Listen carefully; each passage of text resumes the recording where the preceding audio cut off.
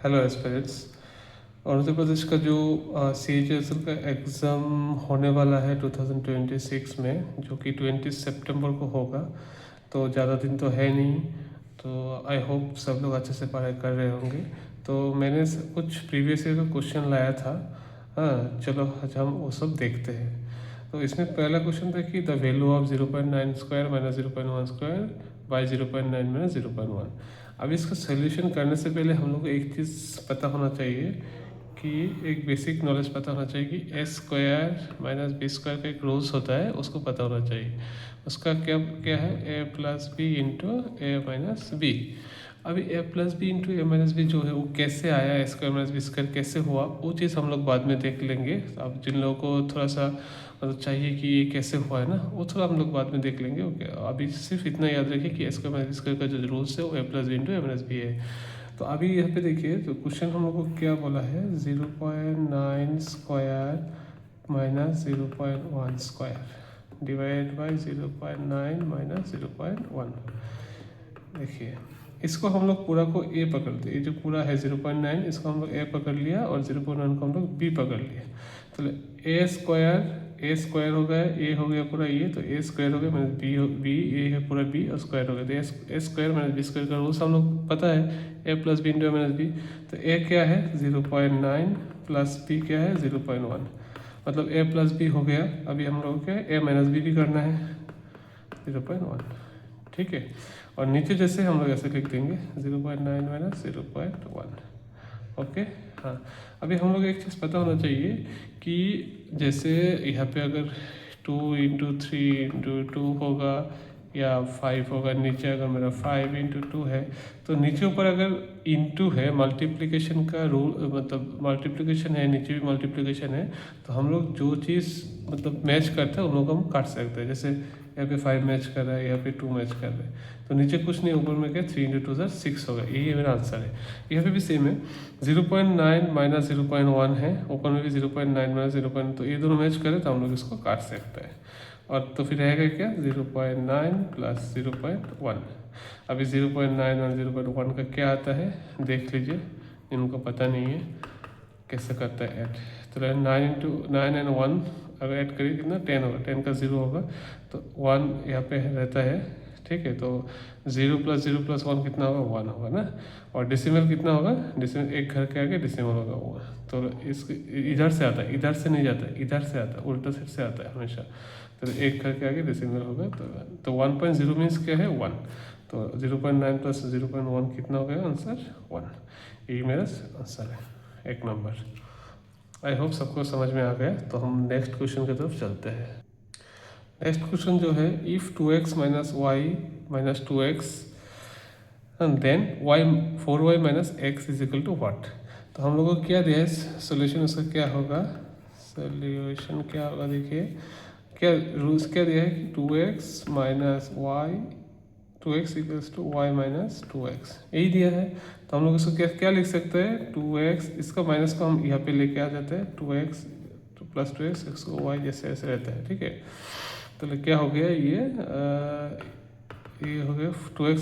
हम लोग को पता होना चाहिए कि अगर इज इक्वल टू है मिडिल में, अगर इसको बोलता है LHS, इसको बोलता है RHS, ठीक है। अगर RHS से LHS में जाऊंगा या LHS से RHS में जाऊंगा तो जो साइन है वो उल्टा हो जाएगा।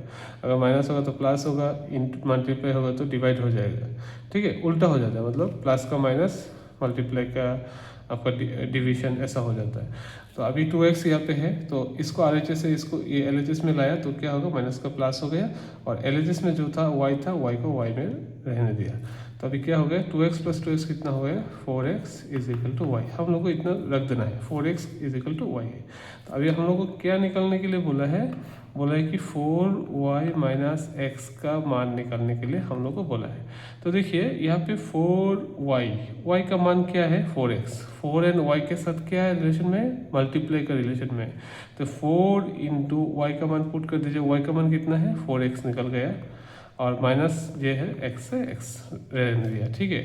तो इसमें क्या हो गया देखते हैं, 4 into 4x that is 16x, हम लोग को पता है, माइनस x, तो 16x से 1x जाने से क्या होगा 15x, यही मेरा आंसर है।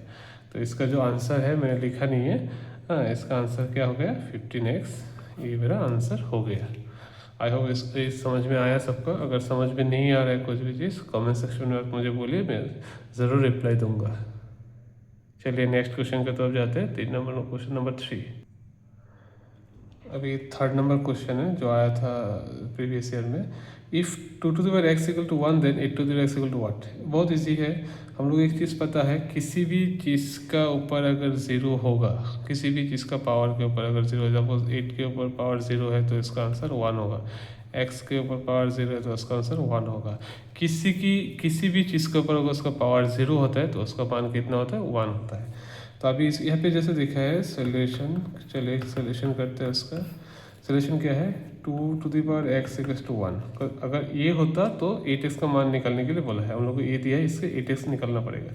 अभी देखिए 2x इक्वल्स टू 1, हाँ, और इसको 1 को हम लोग क्या लिख सकते हैं, 2x इक्वल्स टू 1 को हम लोग 2 लिख सकते हैं ना, क्योंकि कोई भी मान के ऊपर अगर 0 होगा तो पावर अगर 0 होगा तो आंसर क्या होगा 1। तो 1 को हम 2 लिख सकते हैं। और एक बात याद रखिए, इसको बोलते हैं बेस, इसको बोलते हैं पावर, इसको बोलते हैं बेस, इसको बोलते हैं पावर। अगर बेस इक्वल रहेगा तो बेस काट जाता है तो रह जाता है क्या, x इक्वल्स टू 0।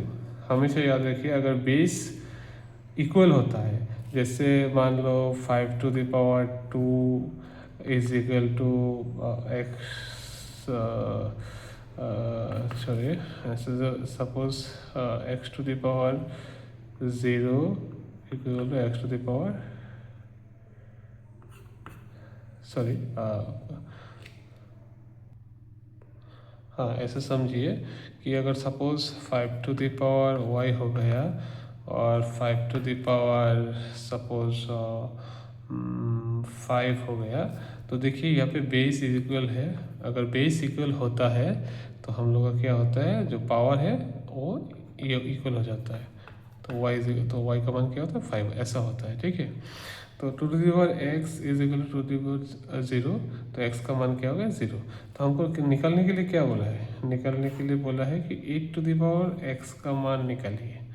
तो हम लोग एक चीज़ लिख सकते हैं ना, 8x का मान निकालने के लिए हम लोग x का मान कैसे निकालेंगे, x का मान क्या है 0। तो हम लोग क्या है, यहाँ से हम लोग क्या निकाला, x का मान 0 निकाल दिया। तो x का मान अगर 0 निकाल दिया तो 8 लिख देता हूँ। तो 8 मतलब क्या है 1 है, वही मेरा आंसर है। तो दिस नंबर है करेक्ट। बाकी जो 4 नंबर का क्वेश्चन था उसमें क्या था, the value of 0.1 into 0.01 into 10,000, इसका वैल्यू कैसे निकालता है। तो बहुत इजी है, हम लोग क्या करते हैं कि लिख लेते हैं एक बार 0.1 इंटू 0.01 इंटू 10,000, ठीक है। तो 0.1 देखिए, इसको अगर डेसिबल को हम लोग को ऐसे तो हम लोग डायरेक्टली कर सकते हैं, लेकिन हम डायरेक्टली नहीं करेंगे। आप लोगों को समझना चाहिए चीज़ ना। तो 0.1 को हम लोग अगर ऐसा हमेशा रहता है तो आप लोग इसको फ्रैक्शन में ले लीजिएगा। इसको फ्रैक्शन में कैसे लिखता है, इसको पॉइंट को हमेशा 1 पकड़िएगा और इसके बाद जितना भी डिजिट होगा उतना ज़ीरो मानिए, जीरो डालिएगा और एंड नीचे बदल। तो इसको हम 1 पकड़ लेते हैं, उसके बाद कितना डिजिट है, एक ही डिजिट है तो एक ही 0 होगा। ऊपर में दोनों एक साथ लिख लेना। 0 1 मतलब क्या है, 1 ही है, सामने 0 1 है तो मतलब नहीं बनता है। उसके बाद सेम है, यहाँ पे भी सेम है। इसको पॉइंट को 1 पकड़ लीजिए, इसके बाद कितना ये होगा, डिजिट है, 2 डिजिट है तो 2 0 होगा। ऊपर में कितना होगा 0 0 1, तो 0 एक साथ निकलेंगे ऊपर को। तो 0 0 1 और 1 तो एक ही है, 0 0 1 और 1 एक ही बात है, ठीक है। तो हम लोग 1 लिख लेते हैं। ऊपर से इसको तो कुछ डेसिमल नहीं है, उसको जैसे हम ऐसे लिख लेंगे, ठीक है। अभी जस्ट क्रॉस ये करना है, काटा काटी करना है। अभी 100 से अगर उसको मैं काटता हो तो क्या होगा 100 होगा, ठीक है। 100 से अगर उसको काटता 100 होगा, और 10 से उसको काटता हो तो 10 होगा। नीचे तो कुछ नहीं है, तो ऊपर में 10, 10 इंटू 1 इंटू 10 कितना होता है आंसर 10 होगा। That means C number correct. 5 number का जो क्वेश्चन है वो है द वैल्यू ऑफ 0.3 माइनस 0.03/10। उसका क्या क्या था, ए नंबर आंसर था जो आपका 2.7, बी में था 0.27, सी में था 0.027 एंड डी में था 27। देखिए मैं बेसिक से कर रहा हूँ, ठीक है, इजीली तो ये तो इजीली निकल जाएगा, लेकिन मैं बेसिक से कर रहा हूँ क्यों, ताकि समझ में आए सबको। क्या है 0.3 माइनस 0.03/10, इसको हम लोग क्या कर सकते, देखिए ये तो 10 हो गया। 0.3 का हम लोग अभी सीखा था कि इसको 1 पकड़ना, उसको जितना डिजिट उतना 0 मार देता है, ऊपर से एक साथ 0.3 मतलब 3। इसको भी सेम करिए, पॉइंट को 1 पकड़िए और उसके बाद तो 0 होगा, ऊपर का 003 होता है तो आंसर तो 3, ठीक है। अभी ऊपर का एलसीएम निकालना, नीचे का जैसे ऐसे रखिए, ऊपर का 10 और 100 का एलसीएम निकाल लिए। 10 और 100 का एलसीएम कितना होता है हम लोग को पता है 100। एलसीएम कैसे निकलता है, अगर किसी को पता नहीं है तो मैं बोल देता हूँ 10 और 100। इसको आप ऐसा एक डिजिट लेना है जिसको दोनों को मल्टीप्लाई हो। तो मैं अगर 10 लेता हूँ हमेशा एटलीस्ट 2, अभी अगर 3 भी रह सकता है, यहाँ पे अगर 20 रहता तो हम लोग को एटलीस्ट 2 जाए ऐसा एक डिजिट लेना है। अगर 3 जाए तो वेल एंड गुड, अगर दो जाए ऐसा एक डिजिट मुझे लेना है। तो ये तो नहीं है, तो मेरा क्या है 10 और 100। 10 और 100 10 से हम लोग मल्टीप्लाई करते हैं, 10 से अगर 10 को डिवाइड करते हैं कितना होगा 1 होगा, और 10 से 100 को डिवाइड करते 10 होगा। अभी तो कुछ फ़ायदा नहीं है, अभी फिर से हम लोग कर सकते हैं। अभी कौन सा में जाएगा, 1 से जाएगा, लेकिन 1 से करने का फ़ायदा कुछ नहीं है, ये सेम ही आएगा, तो और कुछ नहीं जाएगा। तो मतलब उसके बाद क्या करना पड़ता है, ये जो है सबको हम लोग को गुना करना पड़ता है। 10 इंटू 1 ज़ा 10, 10 इंटू उसके बाद 10 इंटू 1 ज़ा 10, उसके बाद 10 इंटू 10 ज़ा 100। तो हम लोग को ये हो गया 100, ठीक है, 100 हो गया। उसके बाद क्या करना पड़ता है, एलसीएम में क्या करना पड़ता है। देखिए एलसीएम में ये जो पार्ट है, ये पूरा पार्ट मैं आपको यहाँ पे समझाता हूँ तो आपको समझ में आ जाएगा।